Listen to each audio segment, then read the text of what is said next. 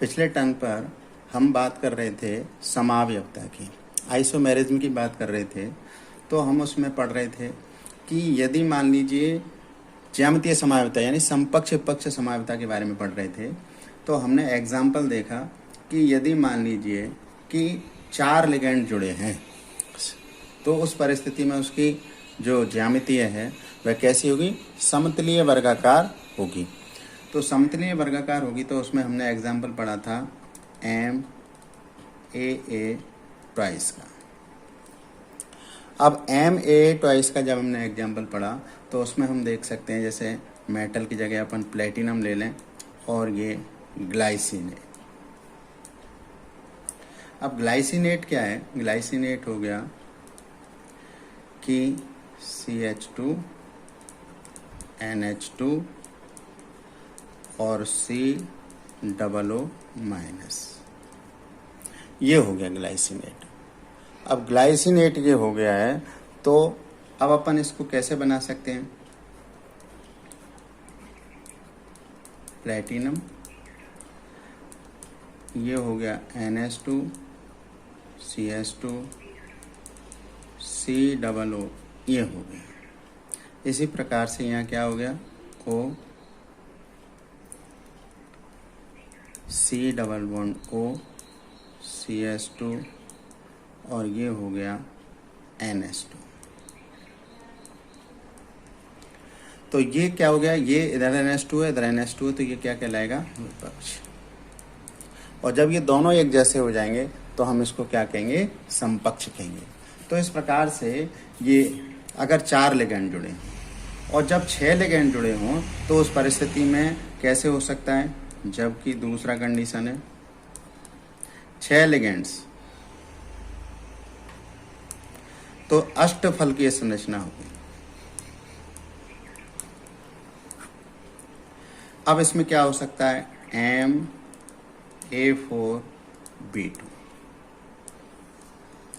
अब इसमें C यानी कोबाल्ट के या फिर अपन क्रोमियम के इस प्रकार से एग्जाम्पल लेंगे। Cl2 जोड़ दिया तो क्या बच गया, +1 +3 ऑक्सीकरण अवस्था होती है इसकी। तो अब इसमें क्या हो जाएगा, समपक्ष विपक्ष।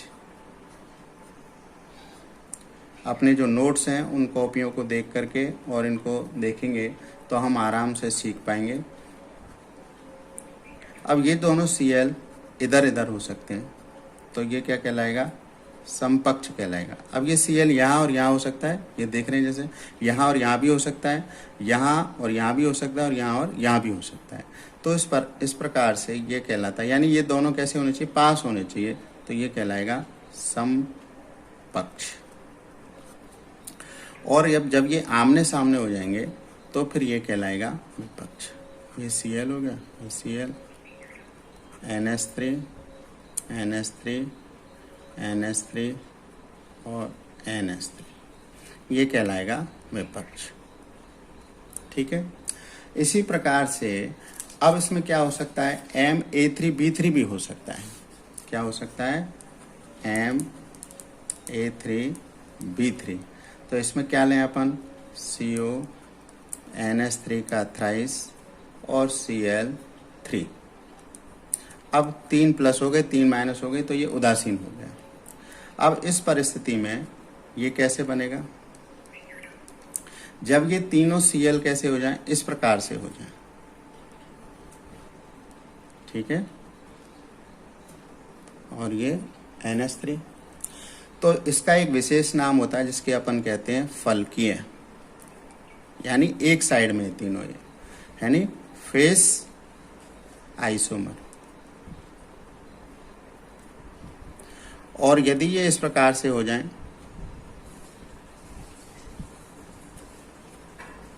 यानी NH3 NH3 Cl Cl Cl NH3, तो ये कहलाता है रेखांशिक, यानी मर आइसोमर कहलाता है।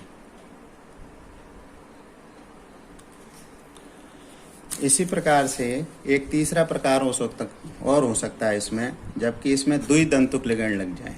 कैसा, MAA2B2। अब हमने कहा कि भाई CO ले लिया, एथिलीन डाइएमीन ले लिया ट्वाइस और Cl2 ले लिया और ये प्लस। अब इसका कैसे बन जाएगा? Cl दोनों अपने को पास लेने हैं समपक्ष पे। अब एथिलीन डाइएमीन को ऐसे लिख देते हैं।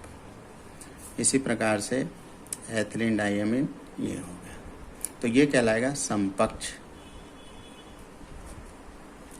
इसी प्रकार से हमने कहा भाई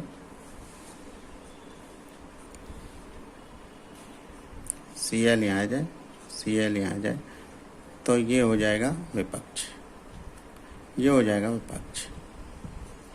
तो इस प्रकार से समपक्ष और विपक्ष ये आइसोमेरिज्म को हम इस प्रकार से दर्शा सकते हैं। ठीक है। अब इसके बाद में दूसरी आइसोमेरिज्म आती है, उसको कहते हैं अपन प्रकाशिक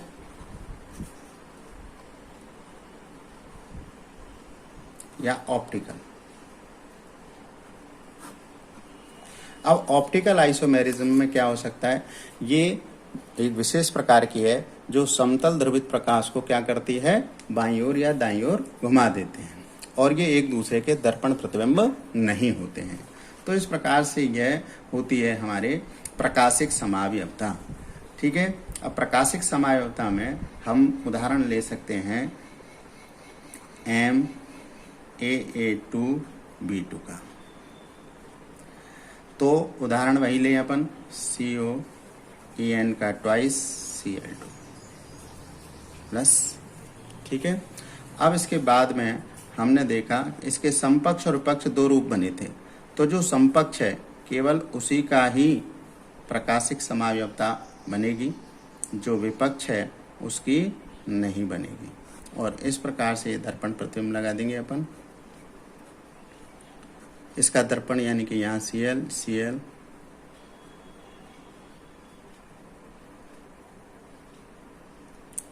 तो ये जो है इसका प्रकाशिक समावयवी हो गया। ठीक है। तो ये जो है अष्टफलकीय में प्रकाशिक समावयवी इस प्रकार से प्रदर्शित होगा। तो हमने ये समावयवता के बारे में अध्ययन किया, ज्यामितीय समावयवता, प्रकाशिक समावयवता, संरचनात्मक समावयवता, इसके बारे में अध्ययन किया। अब इसके बाद में हम अगले टॉपिक पर अध्ययन करेंगे। अब आपको समझ में आ रहा होगा और अपने नोट्स के साथ में इसको पढ़ेंगे तो ठीक प्रकार से आपको समझ में आ जाएगा। ठीक है।